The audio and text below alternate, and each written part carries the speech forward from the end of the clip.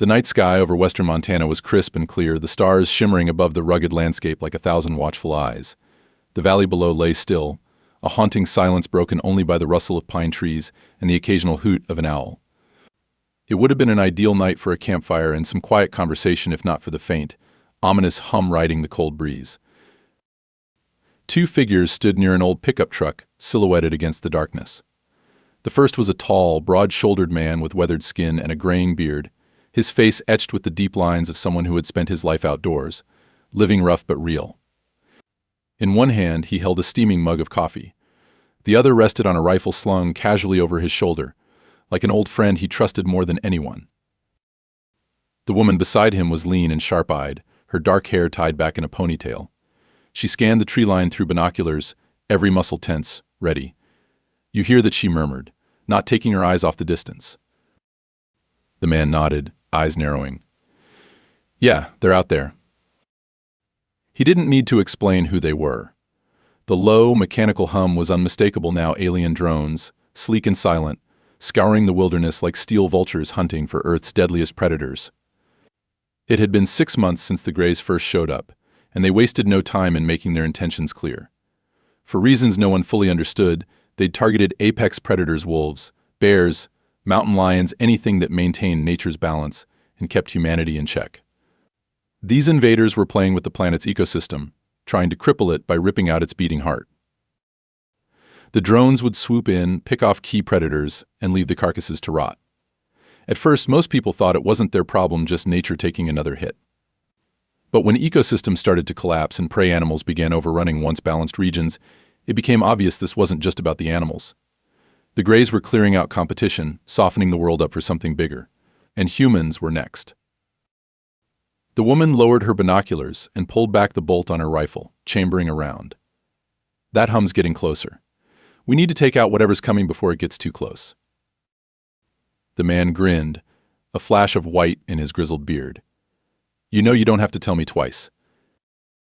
They moved in sync, stepping away from the truck and crouching low near a cluster of boulders. The woman glanced over.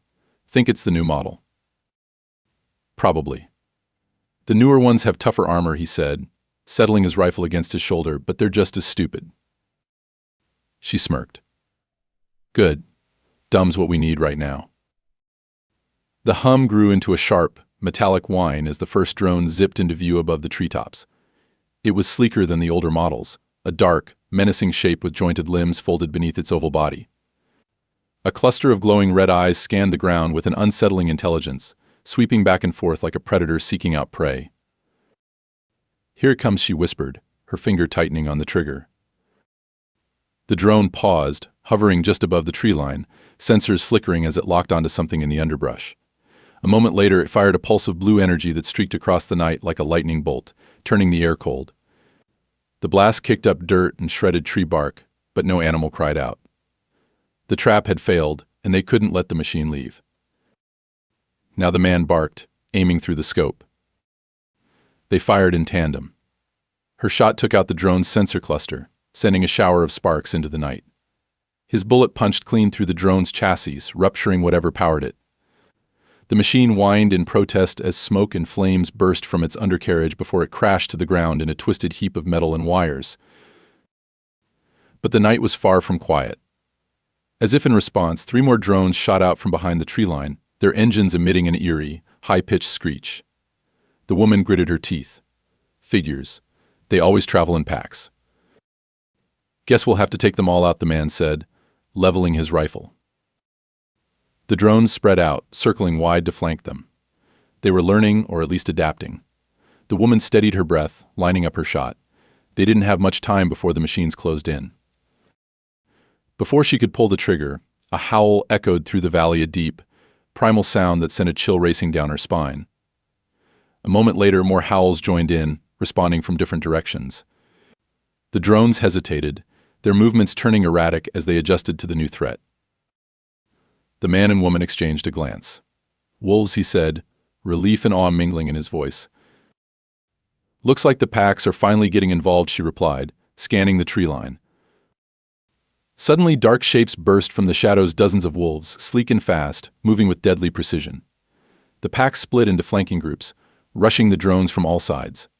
Snarling jaws flashed as they darted in and out, striking and retreating to confuse the machines. The drones fired wildly, struggling to keep up with the wolves' rapid movements, but the animals were too fast. One of the drones managed to land a hit, sending a wolf tumbling to the ground with a crackling pulse of energy. The man winced, but forced himself to focus. He squeezed the trigger, and his bullet found its mark, smashing through a drone's thruster and sending it spiraling out of control. The woman didn't hesitate. She aimed and fired, her shot striking another drone dead center. It exploded in a burst of light, fragments raining down like metal confetti. The last remaining drone swiveled frantically, overwhelmed by the chaos.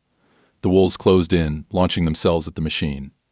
Powerful jaws clamped down, tearing through cables and snapping off limbs.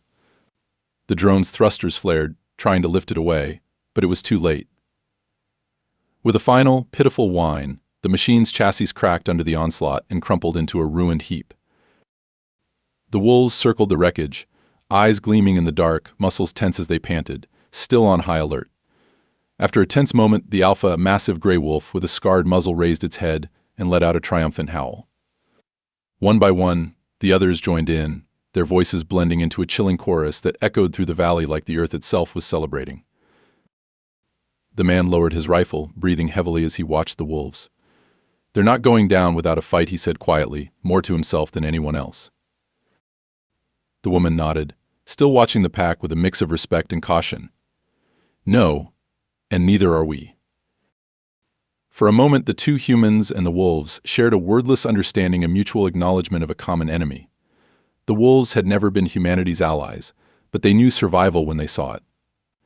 And tonight, survival meant tearing those alien machines apart piece by piece. The alpha wolf's gaze met the woman's for a brief second, a spark of intelligence flashing in its eyes that sent a shiver down her spine. Then, just as quickly as they had appeared, the wolves melted back into the shadows, their work done for the moment. The valley fell silent again, the night air thick with the scent of smoke and ozone. The woman let out a slow breath, finally allowing herself to relax just a bit. That was something, wasn't it? "Yeah," the man agreed, rubbing the back of his neck.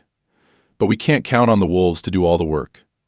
This was just a skirmish. The Greys will be back, and I bet they'll adapt even faster next time." She nodded grimly. "Agreed. We've got to keep moving, stay unpredictable. If we dig in and try to hold one spot, we're dead." He took a swig of his coffee, now cold but still comforting in its familiarity. "And we need to get word to the others. If the wolves are fighting back here, maybe other predators are too. It's time we start thinking bigger." She raised an eyebrow.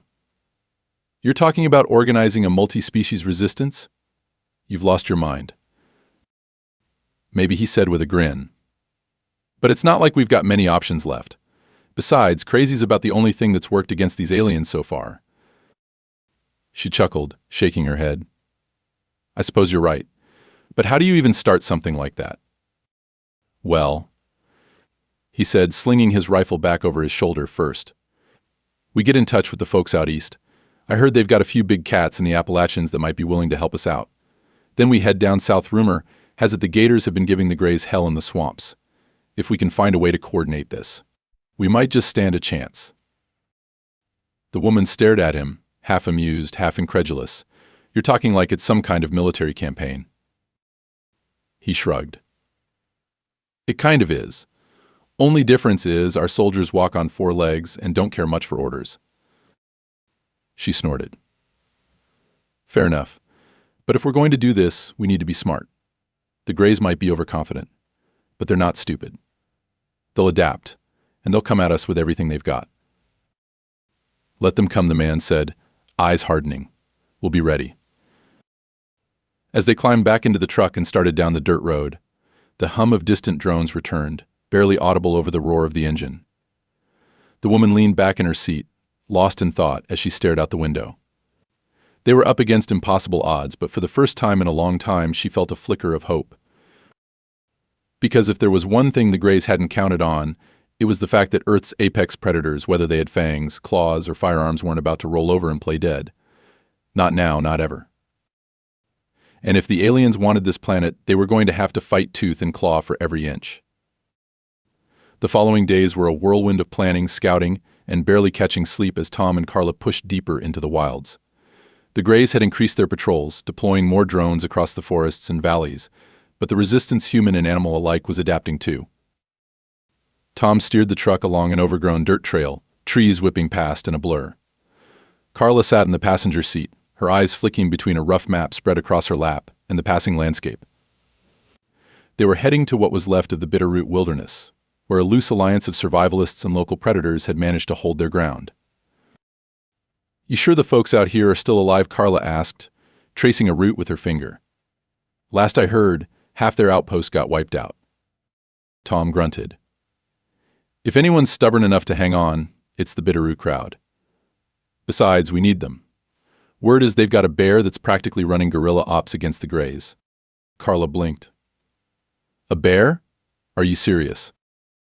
He gave her a side-eye smirk. "Yep, and not just any bear. This one's got more scars than I do, must have tangled with drones more times than I've had hot dinners. They call him Old One Eye."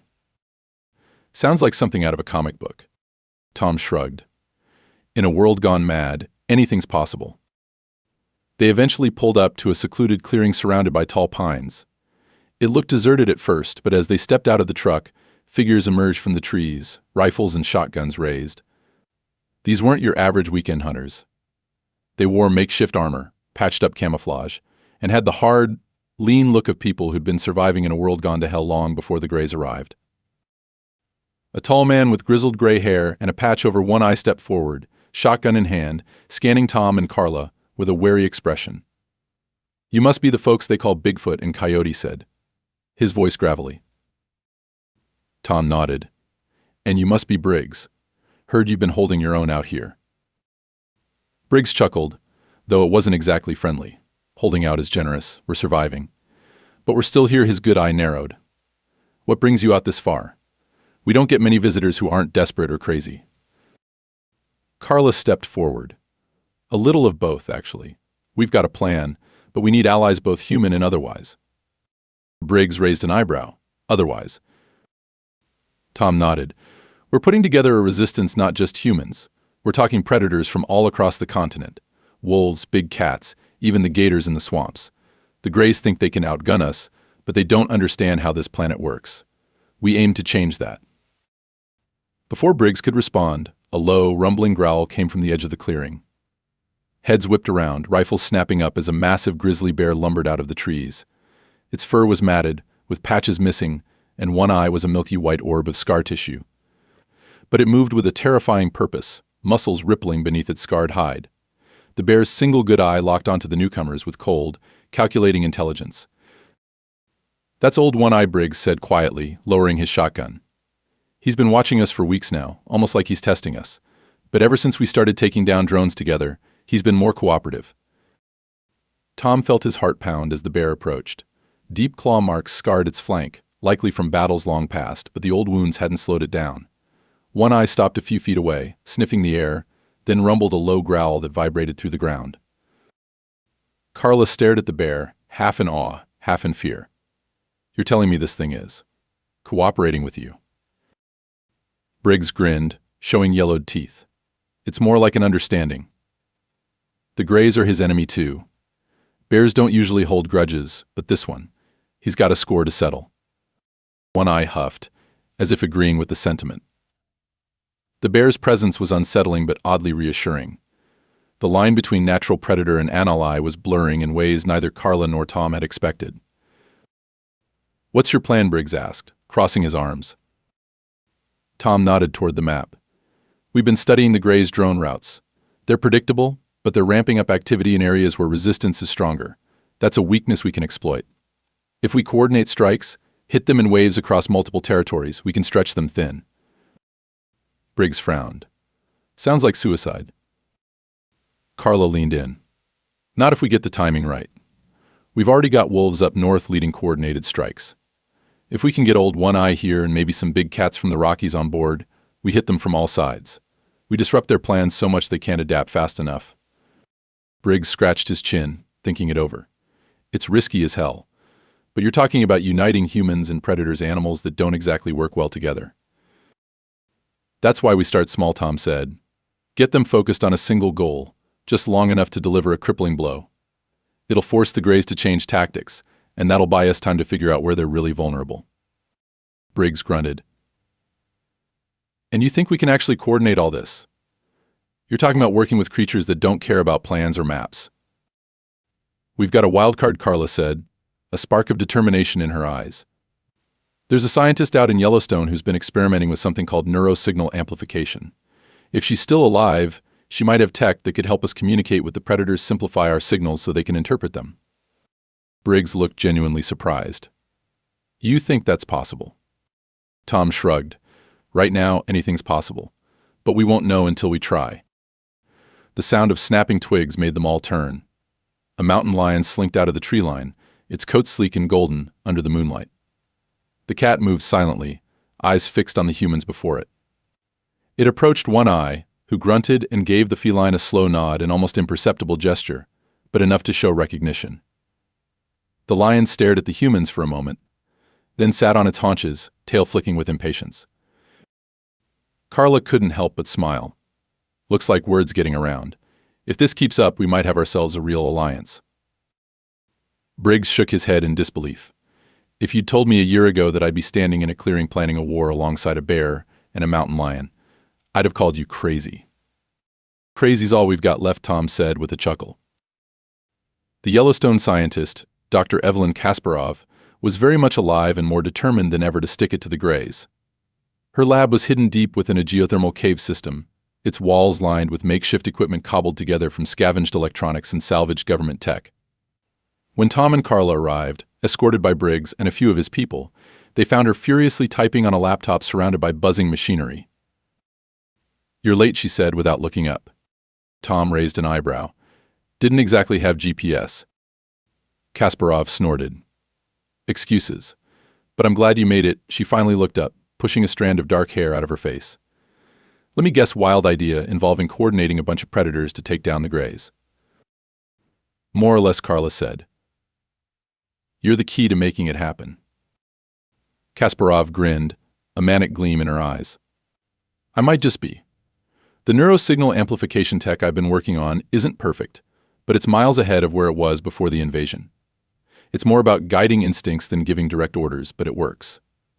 I've already tested it with wolves. Results were promising. You think it could work with bigger predators? Tom asked. Kasparov's grin widened. That's the beauty of it. Predators are wired to hunt. They don't need full commands, just the right triggers. The tech amplifies those triggers into something their brains can recognize as a call to action. What's the catch? Briggs asked. There's always a catch. Kasparov sighed. The Greys have countermeasures jamming signals, scrambling our attempts at communication. But they're not perfect either. If we can time it right and move fast, we can pull it off. Tom crossed his arms. What's the next step? Kasparov's eyes gleamed with a hint of madness. Next, we find out just how much hell we can raise with this tech. We're about to give these aliens a taste of Earth's wild side. The plan took shape over the next few days, a coordinated strike involving human forces and packs of predators. The target was a Grey outpost hidden deep in the wilderness, a critical data hub for their operations. Taking it out would send shockwaves through their network. The night of the attack was crisp and clear, the air electric with tension. Kasparov's neurosignal devices were mounted on lightweight drones circling overhead, emitting faint pulses meant to guide the predators into position. From a ridge overlooking the outpost, Tom, Carla, and Briggs lay prone with binoculars, watching as the Greys scurried about, oblivious to the trap closing in. All systems green, Kasparov's voice crackled over the radio. Wolves are in position. One Eye and the bear pack are ready. Waiting on your go. Tom took a deep breath. Let's do this. The first wave hit like a silent storm. Wolves burst from the underbrush, flanking the outer defenses and ripping apart sentry drones before they could react. The Greys scrambled to respond as the predators closed in from all sides. One Eye charged in next, leading his bear pack with a roar that shook the night. They tore through barriers and shredded the outer gates like they were made of paper. Human fighters followed, guns blazing as they took advantage of the chaos. Carla picked off Greys with surgical precision while Tom laid down cover fire, grinning grimly. They weren't ready for this, he muttered. But the Greys adapted quickly. From hidden bunkers, they deployed heavier drones, energy weapons humming as they locked onto both human and animal targets. One Eye bellowed as a blast struck his flank, but he powered through, tearing a drone in half with one swipe. Kasparov's voice crackled over the radio. "I'm picking up interference. They're jamming the signals." Sure enough, the predators began to falter, their movements turning erratic as the signals scrambled. Tom gritted his teeth. "Hold the line. We're too close to back down now." Just as it seemed the tide might turn against them, a distant rumble filled the air, a sound that made Carla's eyes widen. Helicopters. Two old military choppers roared in, their rotors slicing through the night. They swooped low, rockets and machine guns tearing into the Greys' defenses. The cavalry had arrived, another resistance cell from the south, drawn by the promise of a coordinated strike. The aerial onslaught was enough to tip the balance. The remaining Greys fell back under the relentless attack from teeth, claws, and bullets. The outpost crumbled as explosions ripped through it, sending debris flying high into the sky. When the dust settled, the valley lay eerily quiet. Ruined drones and alien corpses littered the ground alongside fallen predators. The survivors, human and animal, gathered in the aftermath, assessing the damage. One Eye, battered but still standing, let out a low growl as he surveyed the wreckage. The alpha wolf sniffed the air, its gaze sharp as it turned toward Tom and the others.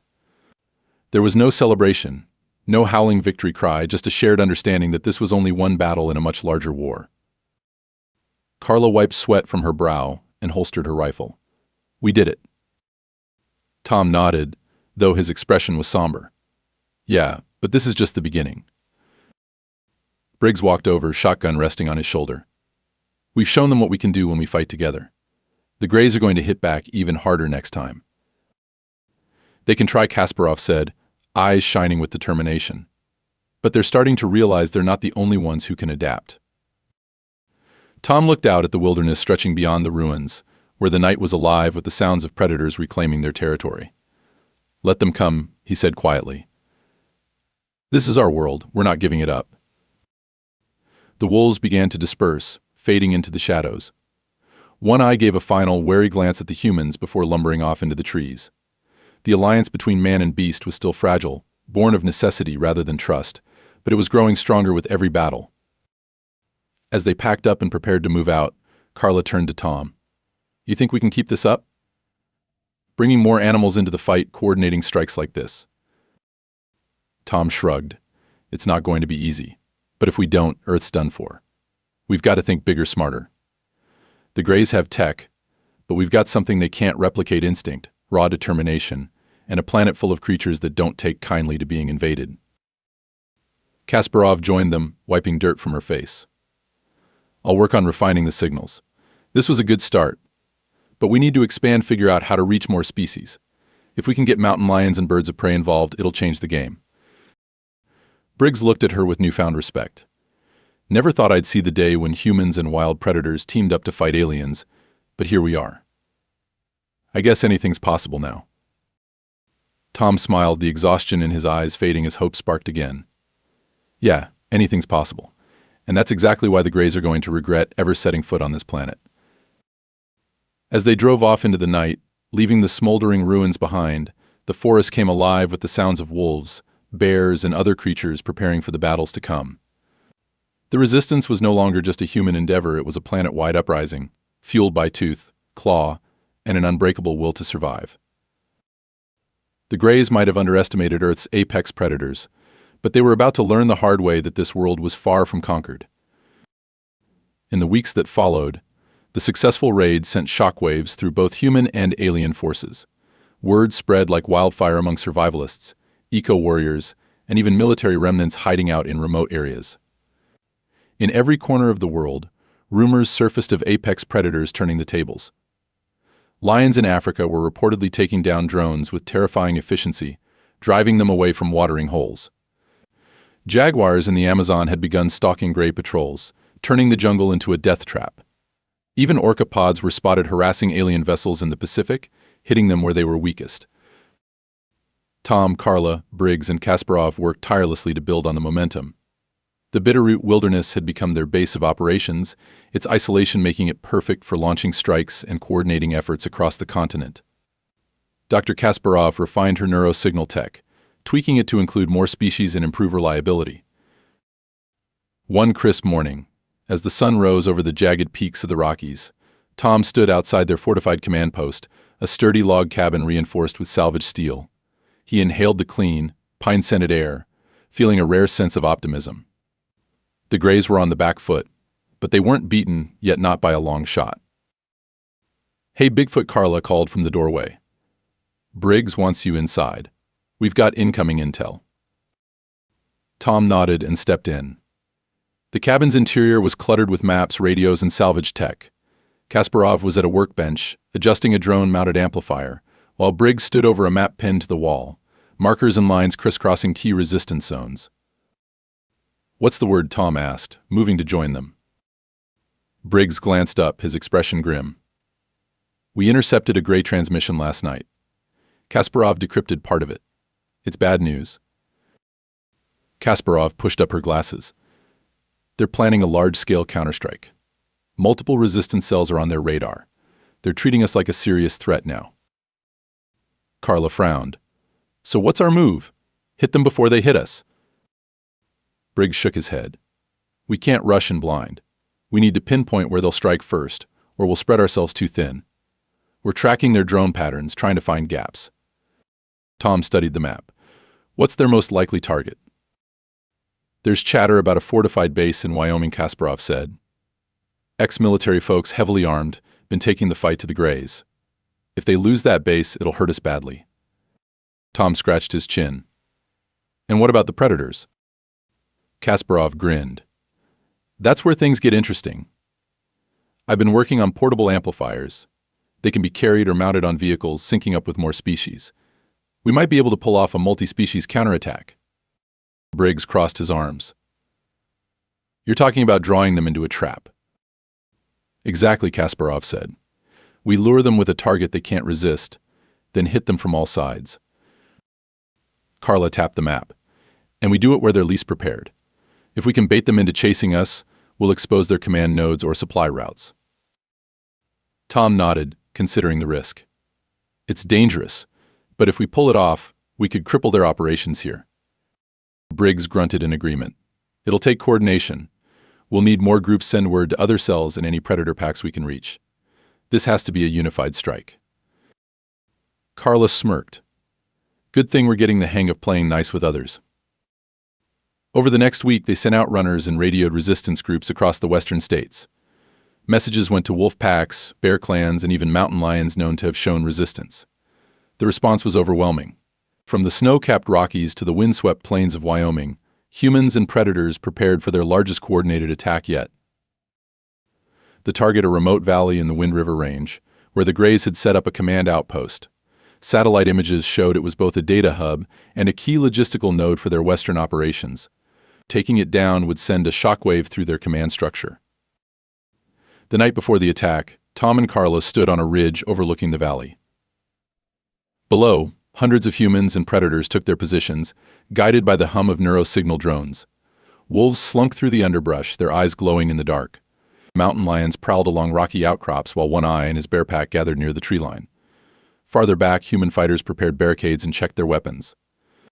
It was an army born of necessity, a wild alliance forged from nature's fiercest hunters and humanity's unbreakable will to survive. "It's almost beautiful," Carla murmured, watching the predators move with precision. "Never thought I'd see anything like it," Tom agreed. "It's like the planet's finally fighting back." Carla glanced sideways at him. "You think we can win?" Tom didn't answer right away. He watched a group of wolves settle into position, their ears pricked. "I think we can make it hurt," he said finally. "And maybe that'll be enough." The plan was simple but dangerous: draw the Greys into the valley using decoys and feigned retreats, then hit them from all sides. The predators would strike fast, overwhelming the drones while humans targeted key structures and tech. Kasparov's modified signals were essential for coordination. If the Greys jammed them early, it could all unravel in seconds. At dawn, the Greys took the bait. Their drones appeared first, sweeping low across the valley in tight formations. Ground troops followed, pale, lanky figures with black, bulbous eyes. They moved with eerie precision, their silvery armor gleaming under the rising sun. Tom crouched behind a boulder, gripping his rifle. He felt the tension build as the first drones buzzed overhead. "Wait for it," he muttered under his breath. Beside him, Carla had her finger on the trigger, eyes locked on the advancing greys. Then, with a single, high-pitched howl, the trap was sprung. The wolves surged from the shadows, tearing into the drones with savage ferocity. The greys responded with energy pulses and sonic discharges, but the wolves were too quick, weaving between blasts and tearing into their targets with precision. Meanwhile, the mountain lions struck from above, dropping onto grey infantry and ripping through armor with razor-sharp claws. One Eye led his bears in a thunderous charge, smashing into the heart of the formation. The ground shook under their weight as they tore through the lines, drones and greys alike falling beneath their might. Tom and Carla joined the fray, picking off greys with disciplined fire. Overhead, Kasparov's drones buzzed, relaying signals and coordinating the attack. The operation was holding for now. But the greys had more tricks. From hidden bunkers, they unleashed advanced walkers, spider-like machines bristling with plasma cannons. The tide turned as they cut through the ranks of predators, beams of energy scorching the earth. "Damn it," Briggs shouted over the radio. "We've got to take those things out or we're done." Kasparov's voice crackled. "I'm working on it. If I can redirect the signals, I might disrupt their targeting, but it'll take time." Carla fired at one of the walkers, her bullet pinging uselessly off its armor. "We don't have time." Tom watched as the wolves tried to bring down a walker, only for its energy shield to deflect every attack. "Fall back," he shouted. "We need a new plan." The predators retreated, regrouping at the ridge. One Eye stood at the front, bloodied but unbroken as the greys pushed forward with their walkers. They were running out of options. Kasparov's voice came through, frantic. "I've got one last move. I can overload the signal frequency, turn it into an EMP. It might knock out their shields, but it'll fry our systems. We'll lose communication with the predators." Tom glanced at Carla and Briggs. "Do it. We'll go back to basics. If the predators lose the signals, they'll follow their instincts. And right now, that instinct is survival." Kasparov didn't hesitate. "Overloading now. Brace yourselves." A loud hum filled the air as the drones released a powerful pulse. The air crackled with energy, and every device within range flickered and died. The walkers stumbled, their shields collapsing as their systems shorted. "Now's our chance," Briggs yelled. The resistance surged forward, targeting the exposed walkers. The predators followed, their natural hunting instincts driving them. Wolves tore at vulnerable joints, while bears toppled the machines with raw strength. Even without the signals, the Alliance held different species united by a primal need to survive. Tom aimed and fired at a gray soldier trying to reboot a walker. The alien crumpled, black blood pooling beneath it. Around him, the battlefield was a chaotic storm of roaring animals, shouting humans and shrieking greys. But amidst the chaos, there was a rhythm, a kind of natural coordination the greys couldn't anticipate. Minutes later, the walkers lay in ruins. The greys, now exposed, attempted a retreat, but the predators gave no quarter.